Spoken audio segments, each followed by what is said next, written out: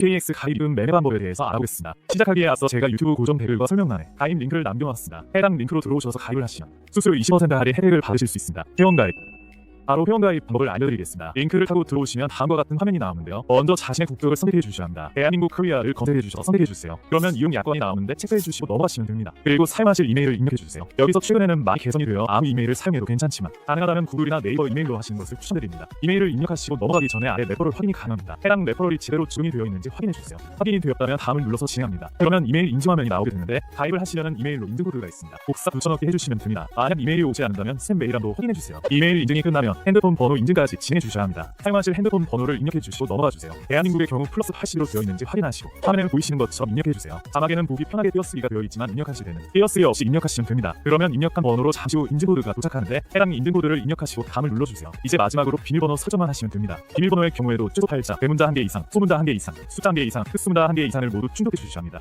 비밀번호 설정이 끝났다면 다음을 눌러주시고 회원가입이 완료됩니다. 이제 신원 인증하는 방법을 알아보겠습니다. 신원 인증 OKX 신원 인증의 경우 메인 화면을 기준으로 프로필을 누르시면 네 번째 신원 인증 페이지가 있습니다. 눌러주시면 위에 화면이 나오며 신분증을 이용한 신원 인증을 선택하시고 진행해 주시면 됩니다. 그리고 국적을 선택하셔야 하며 보통 자동으로 되어 있습니다. 그 다음 운전면허증, 주민등록증, 여권 중에 선택해서 진행하시게 되며 저는 주민등록증으로 진행하겠습니다. 진행을 하면 바로 핸드폰으로 이어서 하는 QR코드를 지급합니다. 핸드폰 플레이 스토어에 들어가셔서 OKX 어플을 다운받아 주세요. 그리고 QR코드 스캔으로 시작하시면 되는데 스캔이 잘 되지 않은 경우 프로필을 선택하면 바로 첫 번째 신원 인증이 있습니다. 원하는 신분증을 선택한 다음 진행해 주시면 외부로 넘어간다는 메시지와 함께 로딩이 되는데 잠시만 기다려 주시면 알아서 진행이 됩니다. 그리고 잠시 후 해당 화면이 나오며 진행을 할 수 있습니다. 주의사항으로는 신분증이 잘리지 않게 찍어야 하며 기반사가 되지 않게 신분증이 흐리게 찍히지 않게 해야 한다는 내용입니다. 다음을 눌러주시면 핸드폰 카메라가 켜지며 해당 카메라로 선택하시면 신분증을 기호에 맞게 촬영하시면 되며 먼저 하면 촬영 후 뒷면을 촬영하시면 됩니다. 만약 촬영이 제대로 되지 않은 경우 아래에 메시지가 뜨며 메시지를 누르면 직접 촬영할 수 있습니다.